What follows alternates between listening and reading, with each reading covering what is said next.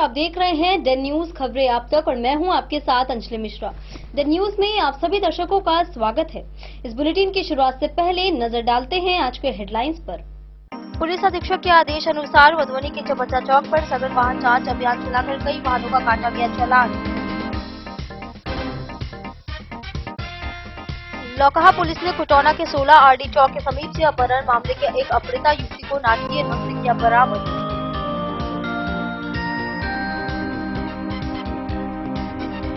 नीलाम पत्र वादों में लंबित बॉडी वारंट एवं बिजनेस वारंट के क्रियान्वयन हेतु 27 जनवरी 2025 से चलाया जा रहा है वारंट सप्ताह अभियान।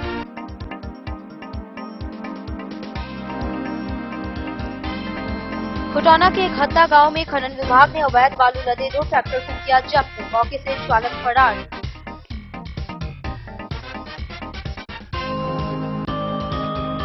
देवदा थाना पुलिस ने उसराही उछन्ना टोल के समीप कमला तटबंध से शराब लदे मोटरसाइकिल के साथ एक तस्कर को किया गिरफ्तार।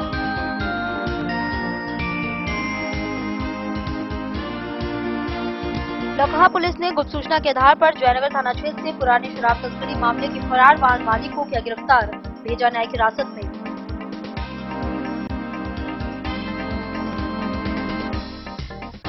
डीएसपी निशिकांत ने सहायकार थाना पहुंचकर पुलिस के कार्यों का लिया जायजा, निरीक्षण के दौरान दिए कई आवश्यक दिशा निर्देश।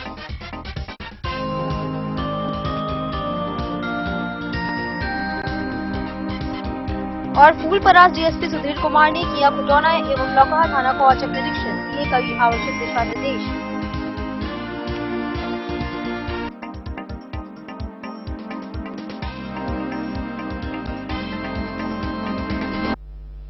खबरें अब विस्तार से। मधुबनी में पुलिस अधीक्षक के आदेश पर यातायात पुलिस ने सघन वाहन जांच अभियान चलाया, जिसमें हेलमेट, सीट बेल्ट, लाइसेंस और अन्य दस्तावेजों की जांच कर उल्लंघन करने वालों का चालान काटा गया।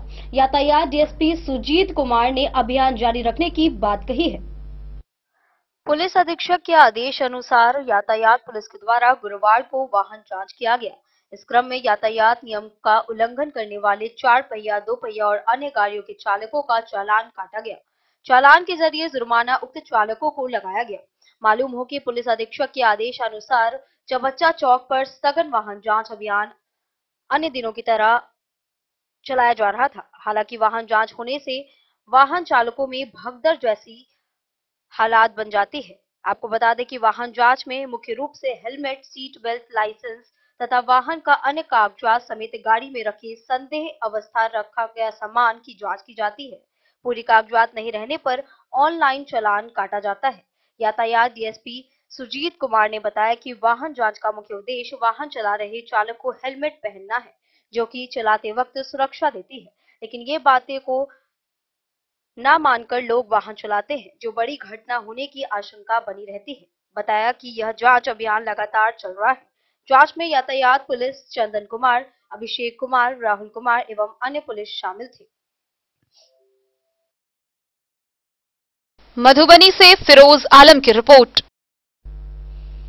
लौकहा पुलिस ने 16 आरडी चौक से अपहृता युवती को नाटकीय ढंग से बरामद किया है, जबकि अपहरणकर्ता फरार हो गया है।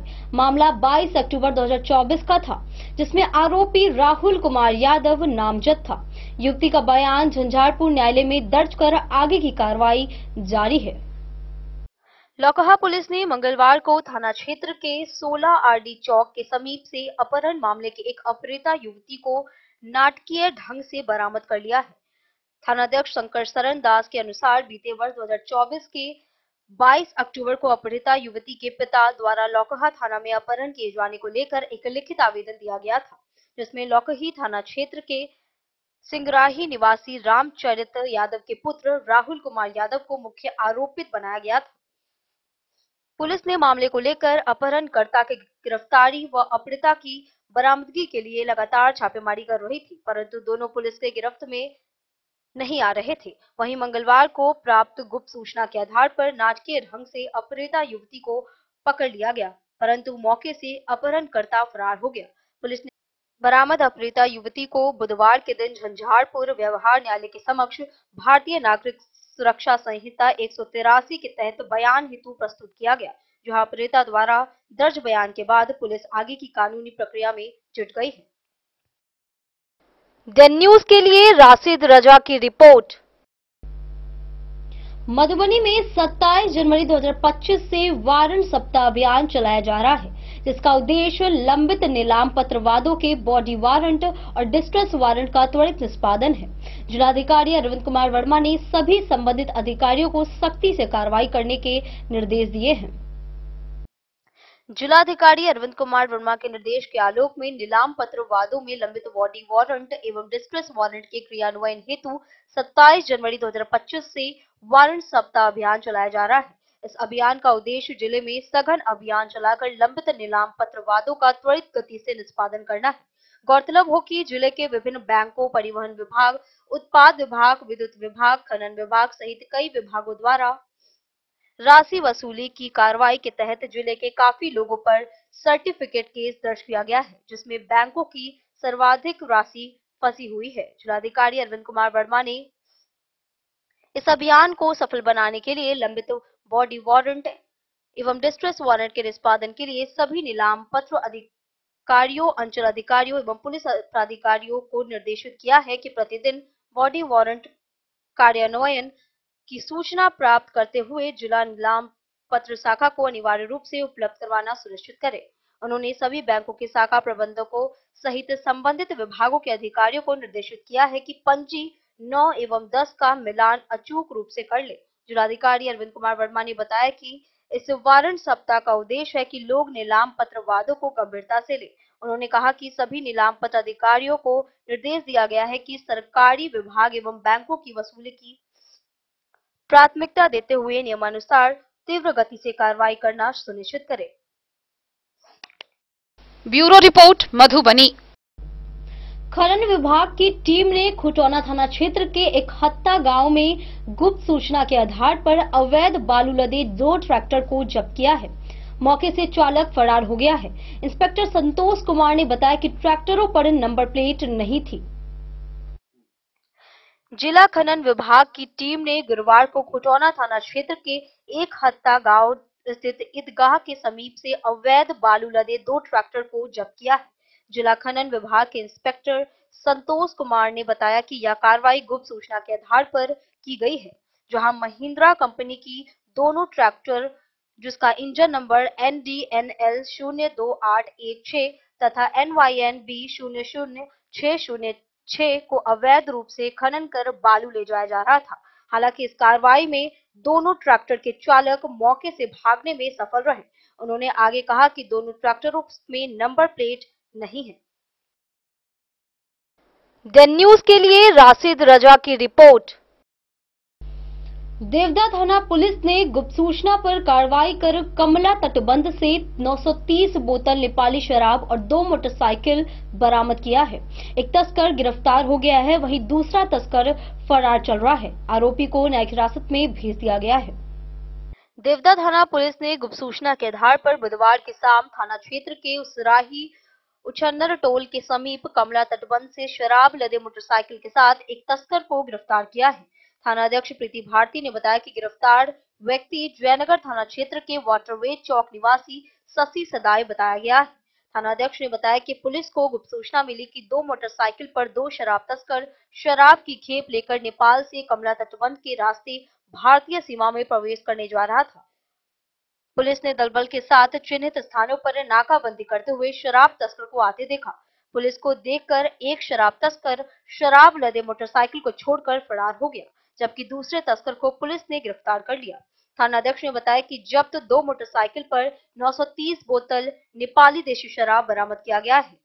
गिरफ्तार व्यक्ति को न्यायिक हिरासत में भेज दिया गया है।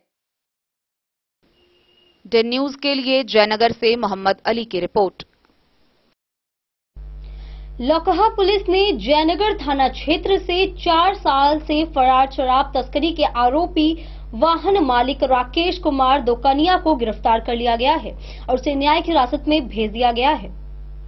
लौकहा पुलिस ने मंगलवार को गुप्त सूचना के आधार पर जयनगर थाना क्षेत्र से पुराने शराब तस्करी मामले के फरार वाहन मालिक को गिरफ्तार कर न्यायिक हिरासत में भेज दिया है।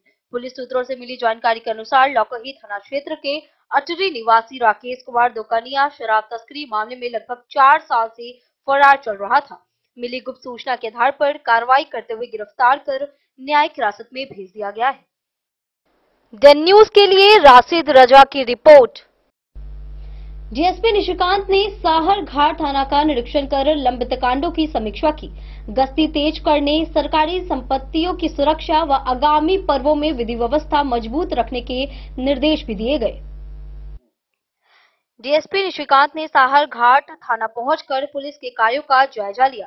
निरीक्षण के दौरान उन्होंने थाने में कई महत्वपूर्ण अभिलेखों को बारीकी से देखा। लंबित कांडों की समीक्षा के दौरान डीएसपी ने संबंधित अनुसंधानकर्ताओं से कई बिंदुओं पर पूछताछ कर उन्हें जरूरी निर्देश दिए। अपराध नियंत्रण के लिए दिवा, संध्या व रात्रि गश्तियों को तेज करने की हिदायत दी। सरकारी संपत्तियों के रखरखाव और उसकी सुरक्षा का आदेश दिया गया। साथ ही आने वाले पर्वों में विधि व्यवस्था मजबूत बनाने के लिए अभी से चौकस रहने की बात उन्होंने थानाध्यक्ष अरविंद कुमार से कही। द न्यूज के लिए मधवापुर से एसके दीपक की रिपोर्ट।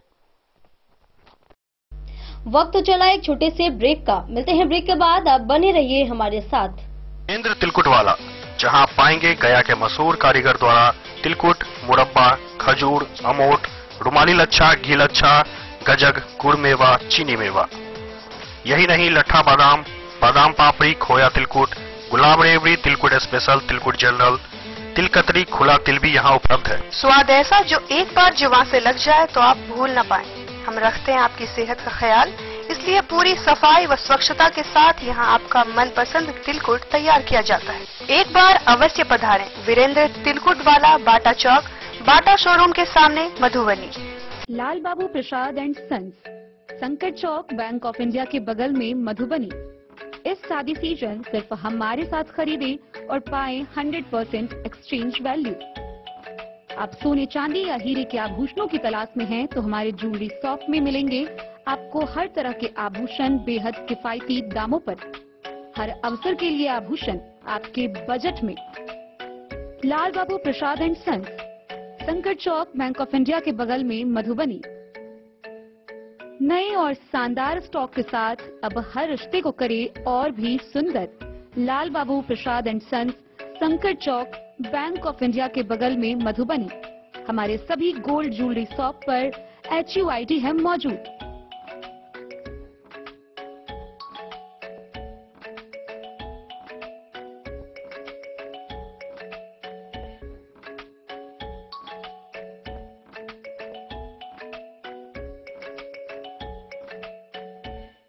ट्रेंड के इस जमाने में क्या आप भी चाहते हैं स्टाइलिश और फैशनेबल कपड़े?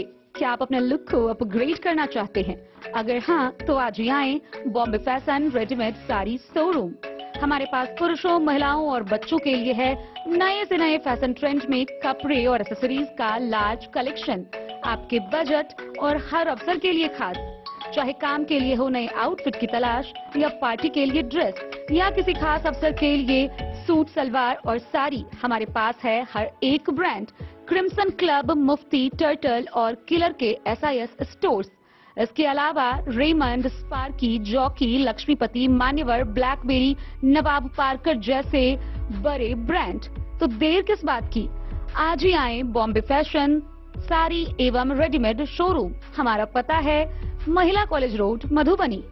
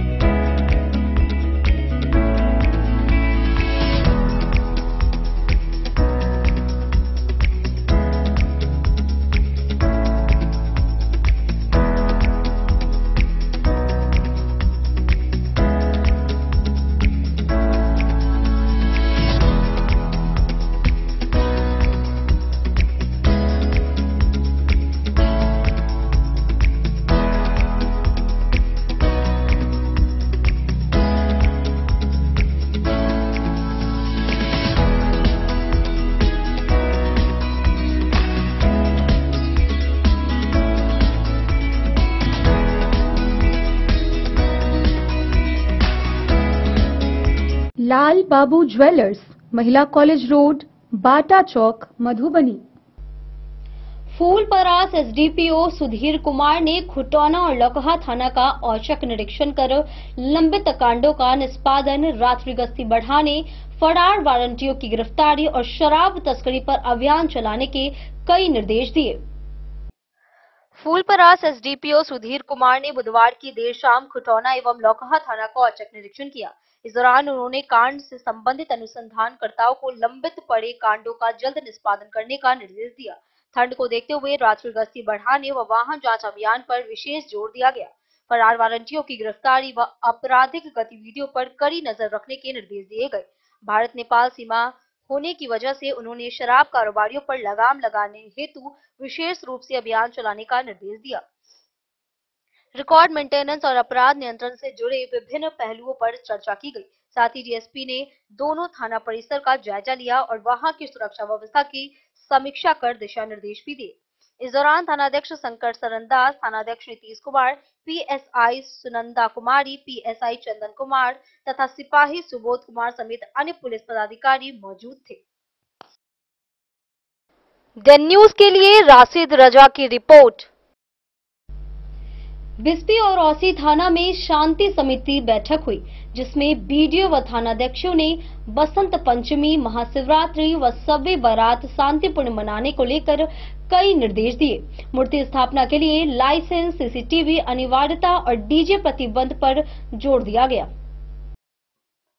आगामी बसंत पंचमी, महाशिवरात्रि एवं शब-ए बारात शांतिपूर्ण मनाने को लेकर बिस्पी थाना एवं औसी थाना परिसर में बीडीओ वसंत कुमार सिंह एवं बिस्पी थानाध्यक्ष अविनाश कुमार तथा औसी थानाध्यक्ष विकास कुमार की अध्यक्षता में शांति समिति की बैठक की गई। बैठक में उपस्थित जनप्रतिनिधि एवं पूजा कमेटी के सदस्यों सहित गणमान्य लोगों को संबोधित करते हुए बीडीओ वसंत कुमार सिंह ने कहा कि किसी भी धर्म के लिए बने पूजा पाठ व त्योहार शांति सुकून के लिए मनाई जाती है। थानाध्यक्ष अविनाश कुमार ने उपस्थित लोगों से आवश्यक दिशा निर्देश देते हुए कहा कि सरकारी दिशा निर्देश के अनुसार मूर्ति स्थापित कर पूजा करने के लिए लाइसेंस लेना आवश्यक है। डीजे पूर्णतः प्रतिबंधित है। उन्होंने पूजा कमेटी के सदस्यों से कहा कि हर हाल में 4 जनवरी को ही 5 बजे शाम तक अपने निर्धारित रूट से मूर्ति का जल प्रवाह कर लेना होगा। उन्होंने कहा कि सुरक्षा के दृष्टिकोण से पूजा पंडाल में सीसीटीवी कैमरा लगा लेना उचित है। अफवाहों से लोग वंचित रहे। साथ ही बैठक में मुखिया अमरेश कुमार झा, सचिन कुमार भारती, सुशील कुमार सुमन, सुनील कुमार सहनी सहित कई गणमान्य लोग एवं पूजा कमेटी के सदस्यगण उपस्थित रहे। बिस्फी से सत्यनारायण यादव की रिपोर्ट। खजौली थाना में शांति समिति की बैठक हुई, जिसमें सरस्वती पूजा हेतु लाइसेंस अनिवार्य किया गया। डीजे पर प्रतिबंध रहेगा। साथ ही शांति भंग करने वालों पर सख्त कार्रवाई की जाएगी। पूजा समितियों को विसर्जन रूट व समय की जानकारी थाना को देनी होगी।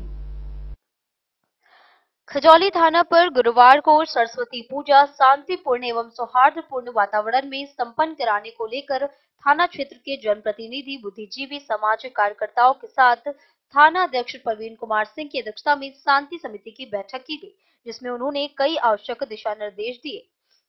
कहा कि सभी पूजा कमेटी को पूजा से पूर्व थाना से लाइसेंस लेना होगा। पूजा के दौरान डीजे पूर्ण रूपेण प्रतिबंधित रहेगा। प्रतिमा विसर्जन में शामिल होने वाले लोगों की संख्या, समय एवं रूट चार्ट थाना को उपलब्ध कराना होगा। कहा कि पूजा के दौरान शांति व्यवस्था भंग करने वाले असामाजिक तत्व किसी भी सूरत में बख्शे नहीं जाएंगे। अगर कोई शांति व्यवस्था भंग करने की कोशिश करता है तो इसकी सूचना खजौली थाना को निश्चित रूप से देने की अपील की गई।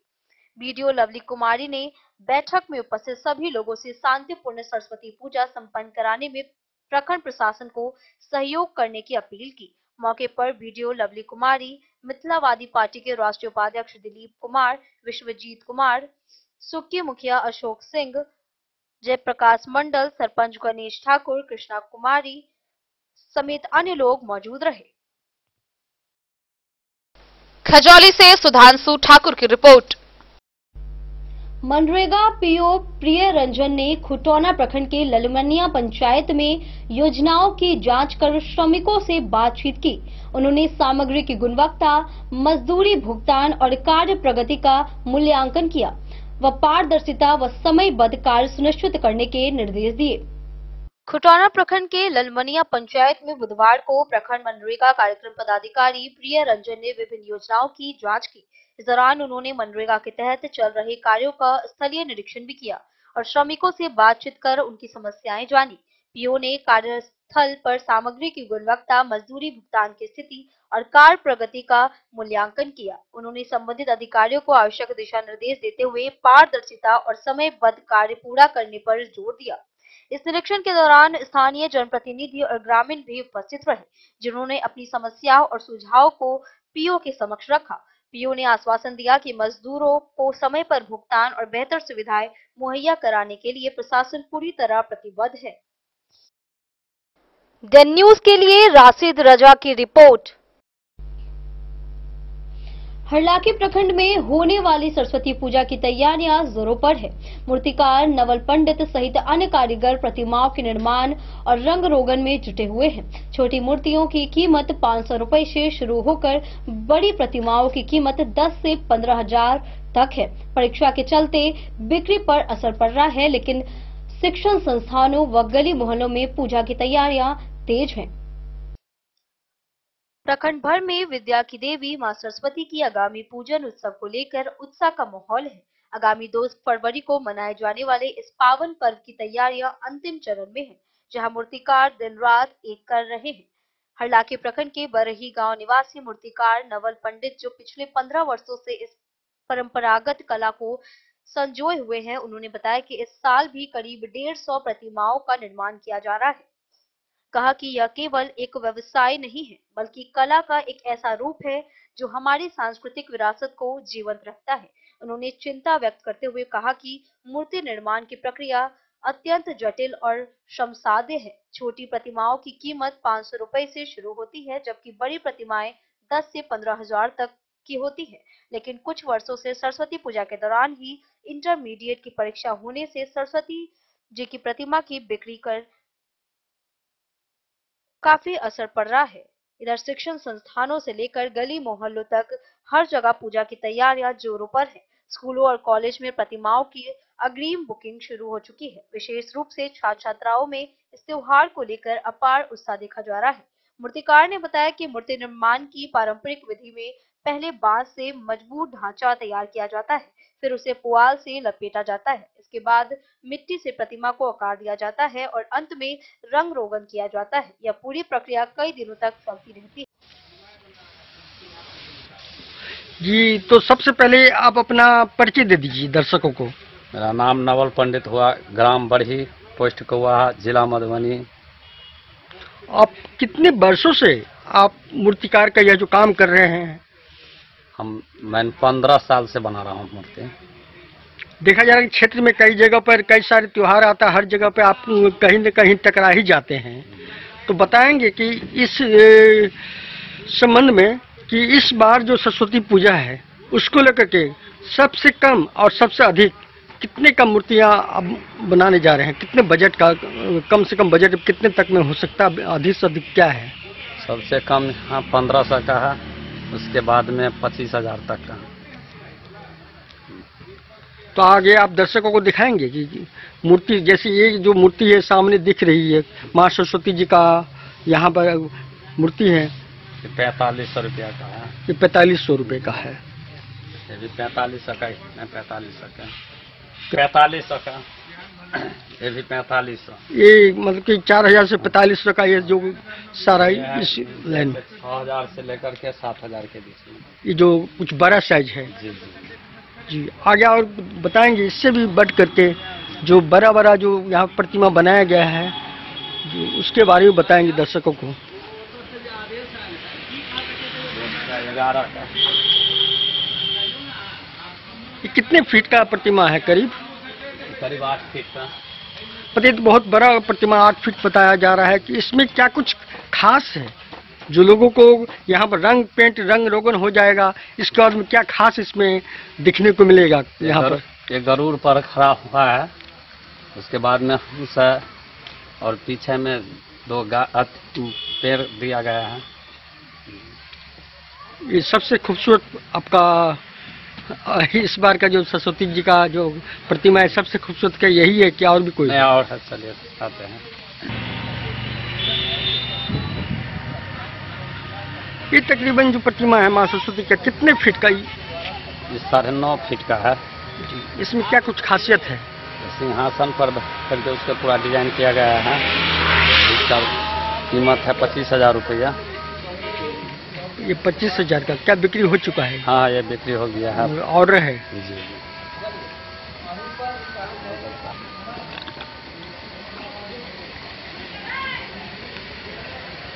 इस प्रतिमा का कीमत बताएंगे दर्शकों को? इस प्रतिमा का दाम 11,000 रुपया है। इसमें क्या कुछ खास है? ये पूरे कलाकारी है इसमें किया गया है। इसमें कोई भी चलानी सामान नहीं लगा, पूरे हाथ से बनाया गया है। इसमें कोई भी चीज़ है ना, सभी चीज मिट्टी का है पूरा।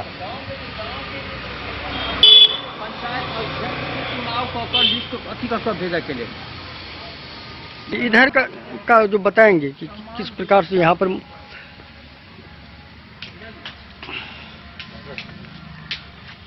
ये बताइए, ये सब जो तैयार हो रहा है माँ सरस्वती जी का प्रतिमा, क्या रेट होगा इसका?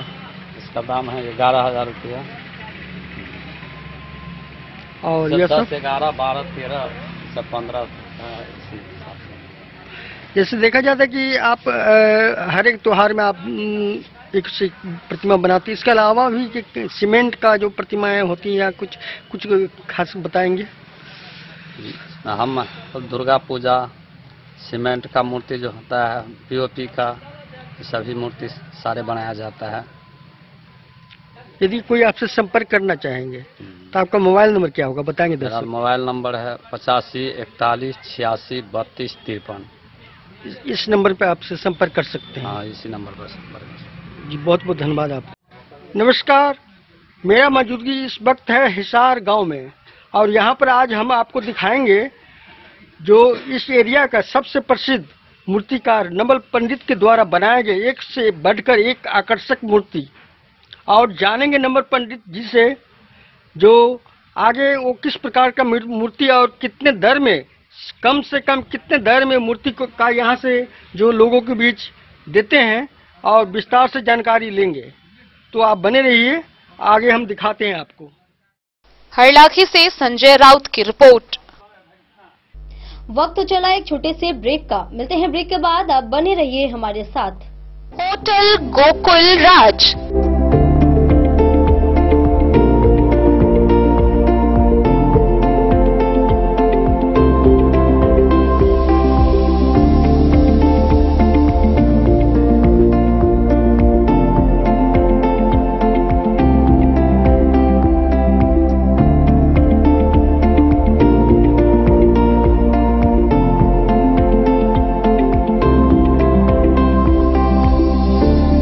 शहर के भीड़ भाड़ से दूर शांति और सुकून से भरे वातावरण में मधुबनी शहर के लहरियागंज वार्ड नंबर 1 में पूरे मिथिलांचल क्षेत्र का सबसे भव्य होटल होटल गोकुल राज। 4 मंजिला इमारत की इस होटल में है 4 बड़े बड़े बैंकेट हॉल, रिंग सेरेमनी, शादी, मीटिंग या पार्टी, हर एक आयोजन के लिए अलग से हॉल की व्यवस्था, रेस्टोरेंट की व्यवस्था जहां एक से बढ़कर एक लजीज व्यंजनों का मिलेगा संगम, और रहने का उचित प्रबंध, suite room, AC room, non AC room से सुसज्जित होटल जहां लिफ्ट की भी है व्यवस्था, पार्किंग का पूरा इंतजाम। तो आइए और जिंदगी में खुशियों से भरी यादें शामिल करिए। होटल गोकुल राज मधुबनी में आप लोगों का स्वागत है। होटल गोकुल राज, लहरियागंज वार्ड नंबर 1 मधुबनी। शुभ शगुन वाटिका मैरिज गार्डन, मधुबनी शहर के बीचों बीच बाबू साहेब चौक पर आपकी सुविधा अनुसार आकर्षक और भव्य मैरिज गार्डन, शगुन वाटिका विवाह भवन। रिंग सेरेमनी हो या हो शादी, छोटा बड़ा पारिवारिक समारोह हो या हो कोई उत्सव या पार्टी, शगुन वाटिका मैरिज गार्डन दे रहा है आपको सबसे बेहतरीन सेवा। बुकिंग के लिए संपर्क करें गणपति टेंट हाउस, पुराना LIC कैंपस, खादी भंडार, मधुबनी। संपर्क सूत्र 7903625254। विवेकानंद मिशन विद्यापीठ शिक्षा के क्षेत्र में एक नया आयाम अब छोटे बच्चों के लिए भी आधुनिक सुविधाओं के साथ उपलब्ध। विवेकानंद मिशन विद्यापीठ जूनियर, जहां क्लास प्री नर्सरी से 5th स्टैंडर्ड तक के बच्चों का एडमिशन प्रारंभ है। अगर आप भी चाहते हैं अपने बच्चों का शिक्षा के क्षेत्र में बेहतर विकास, तो विवेकानंद मिशन विद्यापीठ जूनियर है आपके लिए तैयार। 2.5 से 10 वर्षों के बच्चों के लिए आपको मिलेगा आधुनिक सुविधाओं के साथ एक बेहतर शिक्षा का माहौल। सीबीएसई बेस्ड करिकुलम सिलेबस के साथ साथ स्टूडेंट्स होंगे art and craft, game and sports और कल्चरल एक्टिविटीज में अव्वल। इंग्लिश मीडियम के माहौल के बीच स्टूडेंट्स बनेंगे स्मार्ट, जहां किताबी ज्ञान के साथ साथ हर क्षेत्र में स्टूडेंट्स होंगे अवेयर। हॉबीज और इंटरेस्ट को मिलेगी प्राथमिकता। तो आइए और अपने बच्चों के बेहतर भविष्य के लिए आज ही नामांकन करवाइए। विवेकानंद मिशन विद्यापीठ जूनियर। हमारा पता है तिरहुत कॉलोनी, नगर परिषद, main road, ward number 21, Madhubani. जिला कांग्रेस कार्यालय में महात्मा गांधी की 77वीं पुण्यतिथि पर जिला अध्यक्ष मनोज कुमार मिश्र के नेतृत्व में श्रद्धांजलि अर्पित की गई। उन्होंने बापू के सत्य, अहिंसा और समानता के विचारों की सराहना की और भाजपा द्वारा नफरत फैलाने की राजनीति की आलोचना की। इस अवसर पर कई गणमान्य व्यक्ति उपस्थित रहे। जिला कांग्रेस कार्यालय में जिला अध्यक्ष मनोज कुमार मिश्र के नेतृत्व में राष्ट्रपिता विश्व पुरुष महात्मा गांधी जी की 77वीं पुण्यतिथि कार्यकर्ताओं के द्वारा पुष्पमाला अर्पित कर श्रद्धा सुमन अर्पित किया गया। इस मौके पर मनोज मिश्र ने कहा कि बापू के महान विचार, संघर्ष और आजादी दिलाने में उनके बड़े योगदान को याद करने का समय है। सत्य, अहिंसा और बिना भेदभाव समानता को लेकर बापू के विचार हमेशा से न सिर्फ भारत बल्कि पूरी दुनिया का मार्गदर्शन करते रहे हैं। उनकी लोकप्रियता पूरे विश्व में सिर चढ़कर बोल रही है, जिसका उदाहरण विश्व के अनेक देशों में उनकी प्रतिमा स्थापित है। आज जिस प्रकार से उनके विचारों के विपरीत भाजपा देश में नफरत फैलाने की राजनीति कर रही है, उससे उनके आत्मा को ठेस पहुंचती होगी। भाग लेने वालों में मुख्य रूप से डिप्टी मेयर अमानुल्लाह खान, सत्येंद्र पासवान, अधिवक्ता प्रफुल्ल चंद्र झा, अकील अंजुम, ललिता झा, अशोक कुमार तथा अन्य लोगों ने पुष्पांजलि अर्पित की। वहाँ कुछ नफरतवादी सोच वाले उठाते हैं, मुसोलिनी नाजीवादी सोच दिखाते हैं, जो गांधी के हत्यारे कोर्से को मानने वाले तो लोग हैं, जो देश में नफरत, हिंसा और घृणा फैला करके देश में सत्ता हटाना चाहते हैं। आज हम लोगों की ये जरूरत है इस देश में कि गांधी जी के जो रास्ते सिखाए गए रास्ते हैं, जो इनकी विचार है, सिद्धांत है, वो समाज में इजाज करके बांटे। इनकी आइडियोलॉजी मधुबनी से फिरोज आलम की रिपोर्ट। खुटौना प्रखंड के लौकहा व ललमनिया थाना में सरस्वती पूजा व महाशिवरात्रि को लेकर शांति समिति की बैठक हुई। थानाध्यक्षों ने सौहार्द बनाए रखने, अफवाहों से बचने व उपद्रवियों पर सख्त कार्रवाई की चेतावनी दी। पंचायत प्रतिनिधि व पूजा समिति सदस्य उपस्थित रहे। प्रखंड क्षेत्र के खुटौना, लौकहा व ललमनिया थाना में सरस्वती पूजा एवं महाशिवरात्रि को लेकर शांति समिति की बैठक आयोजित हुई। बैठक के दौरान शांति व्यवस्था एवं आपसी सौहार्द बनाए रखने को लेकर ग्राम वासियों से अपील की गई। थानाध्यक्षों की अध्यक्षता आयोजित इस बैठक में तीनों थाना क्षेत्र के पंचायत प्रतिनिधि, पूजा समिति के संचालक एवं गणमान्य नागरिक मौजूद थे। थानाध्यक्ष ने अफवाहें से बचने एवं आपातकाल स्थिति में डायल 112 तथा स्थानीय थाना से संपर्क करने की बात कही है। उन्होंने आगे कहा कि उपद्रवियों पर पुलिस की पैनी नजर रहेगी, साथ ही विधि व्यवस्था भंग करने वालों को सख्ती से निपटा जाएगा। द न्यूज के लिए राशिद रजा की रिपोर्ट। जनता दल यू अल्पसंख्यक प्रकोष्ठ के जिलाध्यक्ष जावेद अनवर ने 2 से 3 फरवरी को मधुबनी जिले के अल्पसंख्यक बाहुल्य गांव में अल्पसंख्यक विकास रथ अभियान की जानकारी दी है, जिसमें अशरफ अंसारी और मेजर हैदर इकबाल शामिल होंगे। जनता दल अल्पसंख्यक प्रकोष्ठ के जिलाध्यक्ष जावेद अनवर ने प्रेस बयान जारी कर कहा कि आगामी 2 और 3 फरवरी को मधुबनी जिला के अल्पसंख्यक बाहुल्य गांव में अल्पसंख्यक विकास रथ के माध्यम से अल्पसंख्यक समाज के लिए किए गए कार्यों को जन जन तक पहुंचाने के लिए जनता दल के प्रदेश अध्यक्ष अशरफ अंसारी, प्रदेश प्रभारी मेजर हैदर इकबाल के साथ कई गणमान्य शिरकत करेंगे, जिससे समाज में अनभिज्ञ साथियों को भी विकासात्मक कार्यों की जानकारी मिल सके तथा अल्पसंख्यक समाज को मुख्यमंत्री नीतीश कुमार द्वारा किए गए कार्यों पर विश्वास हो सके। इस मौके पर मोहम्मद मुस्कीन राइन, मधुबनी नगर निगम जिला अध्यक्ष जनता दल यू अल्पसंख्यक प्रकोष्ठ मौजूद रही। जानकारी मिल रहा है कि अल्पसंख्यकों का कुछ यात्रा निकलने वाला है, क्या यात्रा निकलने वाला है, जानकारी दीजिए। बिहार प्रदेश अल्पसंख्यक प्रकोष्ठ के प्रदेश अध्यक्ष जनाब अशरफ अंसारी साहब और प्रदेश के प्रभारी मेजर हैदर इकबाल साहब के नेतृत्व में सूबे के सभी जिले में अल्पसंख्यक विकास यात्रा जो माननीय मुख्यमंत्री आदरणीय श्री नीतीश कुमार जी के द्वारा किया गया है, इसी की जानकारी को लेकर अल्पसंख्यक समुदाय से रूबरू होने को लेकर प्रदेश से अल्पसंख्यक विकास यात्रा आ रही है, जो जिसका मधुबनी आगमन 1 फरवरी को शाम में होगा और 2 फरवरी एवं 3 फरवरी को मधुबनी के विभिन्न विधानसभाओं में कार्यक्रम लगा हुआ है। मधुबनी से फिरोज आलम की रिपोर्ट। जयनगर एसडीओ वीरेंद्र कुमार ने इंटरमीडिएट परीक्षा केंद्रों का निरीक्षण कर कदाचार मुक्त परीक्षा सुनिश्चित करने के निर्देश दिए हैं। 5 केंद्रों पर 3505 छात्राएं परीक्षा देंगी। निगरानी के लिए सीसीटीवी, दंडाधिकारी, गश्ती दल और महिला पुलिस बल तैनात रहेंगी। आगामी 1 फरवरी से बिहार इंटरमीडिएट की परीक्षा कदाचार मुक्त माहौल में संपन्न कराई जाएगी। जयनगर एसडीओ वीरेंद्र कुमार ने अनुमंडल मुख्यालय के सभी परीक्षा केंद्रों का निरीक्षण कर विद्यालय के प्रधानाध्यापक को कई आवश्यक दिशा निर्देश दिए।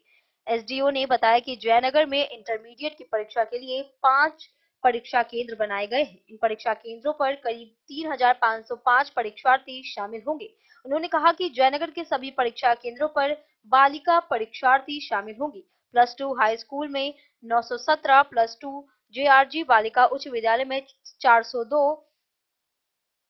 मध्य विद्यालय दुल्लीपट्टी में 690, संत जेवियर्स इंग्लिश स्कूल में 711 एवं माउंट कार्मल इंग्लिश स्कूल में 785 छात्रा परीक्षा में शामिल होंगी। उन्होंने बताया कि सभी केंद्रों की निगरानी सीसीटीवी कैमरे से कराई जाएगी। इसके अलावा सभी केंद्रों पर दंडाधिकारी, गश्ती दल, जोनल व सुपर जोनल के अलावा उड़न दस्ता टीम से निगरानी की जाएगी। उन्होंने कहा कि सभी केंद्रों के पास धारा 144 लागू रहेगा। महिला पुलिस बल एवं महिला कर्मियों की अतिरिक्त तैनाती की जाएगी। एसडीओ ने सभी परीक्षा केंद्रों पर परीक्षार्थियों के परीक्षा देने के दौरान बैठने एवं पेयजल आपूर्ति व शौचालय समेत आवागमन वाले रास्ते का निरीक्षण किया। डेन न्यूज के लिए जयनगर से मोहम्मद अली की रिपोर्ट। कलवाही प्रखंड के हरिपुर डिटोल गांव निवासी डॉक्टर रामचरित पासवान के पुत्र चंदन कुमार ने बीपीएससी अंतर्गत कृषि सेवा परीक्षा में सफलता प्राप्त की है। इनका चयन प्रखंड कृषि पदाधिकारी के पद पर किया गया है, जिससे परिवार वालों में काफी खुशी का माहौल है। कलवाही प्रखंड के हरिपुर डिटोल गांव निवासी डॉक्टर रामचरित्र पासवान के पुत्र चंदन कुमार ने बीपीएससी अंतर्गत कृषि सेवा परीक्षा में सफलता प्राप्त की है। इनका चयन प्रखंड कृषि पदाधिकारी के पद पर किया गया है। चंदन कुमार शुरू से ही मेधावी छात्र रहे हैं। इन्होंने प्रारंभिक शिक्षा सरकारी विद्यालय से एवं कृषि स्नातक की पढ़ाई डॉक्टर राजेंद्र प्रसाद केंद्रीय कृषि विश्वविद्यालय पूसा समस्तीपुर से की है। परिणाम आते ही परिवार में खुशी का माहौल है। मेरा नाम है नीतीश झा, आप देख रहे हैं डेन न्यूज मधुबनी से। विगत दिनों बीपीएससी के अंतर्गत प्रखंड कृषि पदाधिकारी का परीक्षा परिणाम आता है और इस परिणाम में हमारे मधुबनी के लाल चंदन कुमार को सफलता मिलती है। हमारे साथ चंदन कुमार है, इनका स्वागत डेन पे। लेकिन उससे पहले मैं आपको बता दूं कि मधुबनी विद्वानों की धरती रह रही है और जब भी बीपीएससी या यूपीएससी की बात होती है तो मधुबनी का एक अलग छवि पूरे विश्व पटल पर बनता है।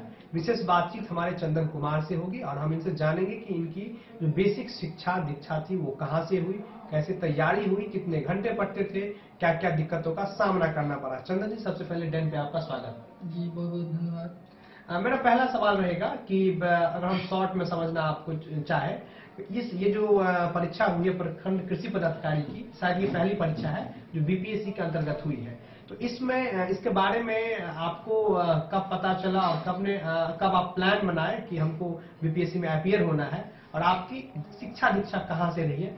उस पर अगर थोड़ा प्रकाश डाले तो। जी, मेरी प्रारंभिक परीक्षा जो हुई है वो गांव से हुई है, गांव के सरकारी स्कूल से हुई है। उसके बाद हमने आरके कॉलेज से इंटरमीडिएट किया और उसके बाद हमने कृषि स्नातक की पढ़ाई डॉक्टर राजेंद्र प्रसाद कृषि विश्वविद्यालय से की है। और क्या मतलब बाद हमने एमएससी की पढ़ाई एग्रोनॉमी से जेएस यूनिवर्सिटी सिकंदराबाद से की है। और जहाँ तक तैयारी की बात है तो हमने कृषि तैयारी की और हमारे जो दोस्त लोग हैं बाकी बैचमेट्स उन्हीं लोगों के साथ बैठ कर हमने पढ़ाई किया। वगैरह से सेल्फ स्टडी? जी, हम कोचिंग भी लिए थे, ऑनलाइन कोचिंग लिए थे। अड्डा 247 करके कोचिंग है, वहाँ से हमने ऑनलाइन कोर्सेज लिया था। और उसके बाद जो मेरे पास जो नोट्स था और जो मेरे पास बाकी जो बुक्स थे हमने उसी से तैयारी की, उसी की रिवीजन किया और उसी के लिए हमने जो भी था वो हमने पढ़ाई पूरा किया उसी के लिए। हम जानना ये चाहेंगे कि ये सब परीक्षा पहली बार हुई है? जी सर, ये पहली बार परीक्षा हुई है। ये कृषि क्षेत्र में प्रखंड कृषि पदाधिकारी और अनुमंडल कृषि पदाधिकारी का ये पहली बार परीक्षा हुआ है। अच्छा, इसमें अनुमंडल कृषि पदाधिकारी की भी परीक्षा हुई है? जी जी, अनुमंडल कृषि पदाधिकारी की परीक्षा हुई है। तो पहला जो एग्जाम का फेज रहा होगा वो एग्जाम कितने चरण में हुआ? जिसे इसका फॉर्म आया था नवंबर 2023 करके हुआ था ना, और इसका एग्जाम हुआ था मार्च 2024 करके, तो इसका एग्जाम हुआ था। इसका एक ही एग्जाम था, एक एग्जाम में मतलब एग्रीकल्चर से रिलेटेड 400 नंबर से और जीके जीएस से 100 नंबर करके 500 ये हो गए, और इंटरव्यू में था 50 नंबर का। यानी कि 2 चरण में इसकी परीक्षाएं हुई थी, पहला पीटी और दूसरा इंटरव्यू। जी सर। अच्छा, जीएस वगैरह की तैयारी कहाँ से किए थे? जीएस हमने सर ऑनलाइन पढ़ा था, और जहाँ तक बात है जीएस की तो मुझे न्यूज़ देखने में रुचि है, तो मेरी आधी तैयारी वहीं से हो गई थी। और जो बुक्स है लुसेंट करके, लुसेंट का जीके आता है, जीके का बुक आता है, हमने वहीं से जीके पढ़ा था। एक आम तौर पर यह धारणा रहती है कि बिहार में कंपटीशन का क्रेज बहुत है, खास करके जो हिंदी पट्टी वाले राज्य हैं, और उसमें कंपटीशन का क्रेज बढ़ रहा है, और जो परीक्षा का जो ये है मतलब कंपटीशन वो भी बहुत बढ़ रहा है। इसमें बच्चे अपने आप को इसमें कैसे सेट करें, और उस पर आप क्या कहना चाहेंगे? अभी के दौर में ये तो सही बात है कि कंपटीशन बहुत ज़्यादा है, तो अभी के दौर में ये मांग चलना है कि हमें 1 साल 2 साल में नौकरी मिल जाएगी, ये बहुत मुश्किल है ना। इसके लिए जरूरी है कि मतलब किसी भी विद्यार्थी को ना मतलब इसको मतलब निश्चित हो जाना चाहिए कि डेट निश्चित होना चाहिए, और इसको मतलब इंतजार करना चाहिए और लंबे समय के लिए इसको तैयार रहना चाहिए अगर सरकारी नौकरी लेनी है तो। आप ग्रामीण परिवेश से आते हैं, और ग्रामीण में या खास करके गांव में शिक्षा की क्या व्यवस्था है वो आपको पता है, बेहतर हमसे बेहतर पता है। क्या चाहते हैं कि बिहार के जो भी बच्चे हैं, जो भी मिथिला के बच्चे हैं, उनमें बहुत बार ऐसा देखा जाता है कि बच्चे तो पढ़ने में अच्छे होते हैं लेकिन अपने जीवन में कुछ खास नहीं कर पाते। बहुत जगह ये भी देखा गया है कि शुरुआती दौर की जो शिक्षा दीक्षा रही है वो बेसिक लेवल पे रही है, लेकिन बाद में वो बच्चे अच्छा कर पाते हैं। इसको मतलब एज ए ऑफिसर आप कैसे देखते हैं, और इससे जो उनके पेरेंट्स हैं उसको मतलब वो कैसे इस चीज से डील करें? अगर जहाँ तक शिक्षा व्यवस्था की बात है तो मुझे लगता है कि सबसे बड़ी बाधा जो है वो मीडियम को लेकर है। जहाँ तक मेरा सवाल है कि हमने इंटरमीडिएट तक पढ़ा हिंदी मीडियम से, और उसके बाद जो मेरी अगली पढ़ाई हुई एग्रीकल्चर की वो हमने इंग्लिश मीडियम से पढ़ा, तो मेरी प्रॉब्लम यहाँ बहुत ज़्यादा हुई। तो मुझे लगता है कि अगर अच्छे पढ़ाई करनी है तो बच्चे लोग को मतलब इंग्लिश मीडियम से पढ़ना चाहिए ना। इंग्लिश मीडियम में पढ़ने का अर्थ यह है कि आपको आगे चलकर दिक्कत नहीं होगी और आगे चलकर तैयारी करने में आसानी होगी। अब बहुत सारे बुक्स ऐसे हैं जो अगर आपको कंपटीशन करनी है तो इंग्लिश मीडियम में ही आती है, हिंदी मीडियम वो बुक नहीं मिलती। और बहुत सारे ऐसे टर्मिनोलॉजी हैं जो इंग्लिश में ही है, उसको हिंदी आप नहीं कर सकते, इसलिए हिंदी में करना जरूरी है। जो यहाँ के स्टूडेंट्स हैं उसका के अच्छा एक बात बताइए, इसमें हम आएंगे दोबारा।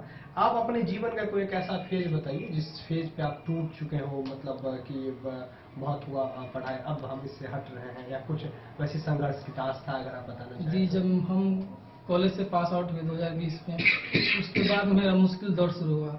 उसके बाद हमने 4 साल यूँ कहें 4 साल बहुत मुश्किल से मेरा गुजरा। हमने दिल्ली जाकर काम भी किया बहुत जगह, वो प्राइवेट कंपनी में काम किया, और साथ में हमने पढ़ाई नहीं छोड़ी, लेकिन प्राइवेट कंपनी में काम करते करते हमने MSc भी कर लिया साथ में और पढ़ाई जारी रखा।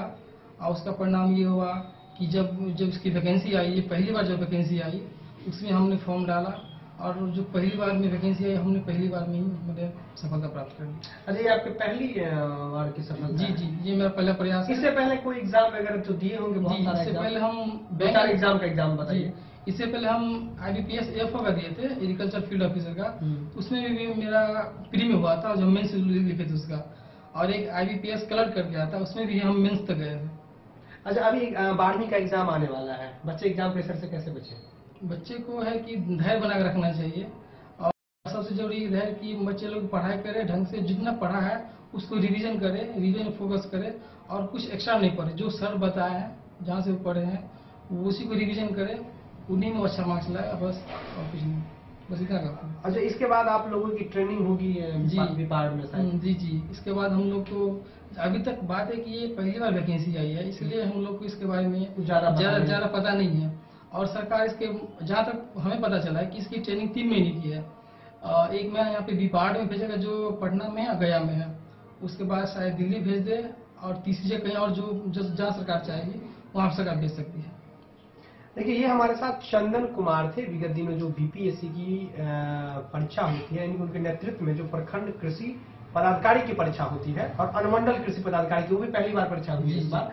ये बिहार में पहली बार परीक्षा होती है। अनुमंडल कृषि पदाधिकारी और प्रखंड कृषि पदाधिकारी, उसके ये अपकमिंग ऑफिसर हैं और इन्होंने क्रमबद्ध तरीके से बताया कि कितने चरण में एग्जाम इसका हुआ और इनके लाइफ का वो दौर जिससे ये गुजरे। और जीवन में एक न एक क्षण ऐसा आता है जो लोगों के लिए डार्क साइड होता है। उनकी भी एक अपनी दास्तां थी, खास करके आगामी जो बिहार बोर्ड की परीक्षाएं होने वाली है उस पर भी इन्होंने बच्चे से ये कहा कि प्रेशर नहीं लेना है, जितना पढ़ा है उसी को बार बार रिपीट करते रहे। सबसे बड़ी बात यह है कि ये मधुबनी बिहार से आते हैं और मधुबनी से आते हैं, ग्रामीण परिवेश से आते हैं, लेकिन उसके बाद इतनी इच्छा शक्ति इनके भीतर थी, इसीलिए आज ये इस मुकाम पे पहुंचे, इस पद पे पहुंचे। डन न्यूज परिवार की तरफ से चंदन कुमार जी को बधाई, बहुत बहुत शुभकामना। आने वाले समय में ये और आगे बढ़े और अपने मिथिला मधुबनी का नाम रोशन करें। अपने सहयोगी के साथ मैं नीतीश झा, मधुबनी से। देखते रहिए डन न्यूज मधुबनी।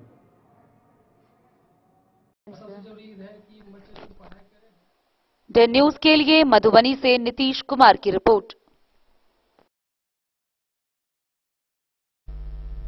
आज के इस बुलेटिन में फिलहाल इतना ही। कल फिर हाजिर होंगे नए खबरों के साथ। तब तक दीजिए पूरी टीम को इजाजत और मधुबनी के हर छोटे बड़े खबरों को देखने के लिए देखते रहिए डन न्यूज, खबरें आप तक। नमस्कार।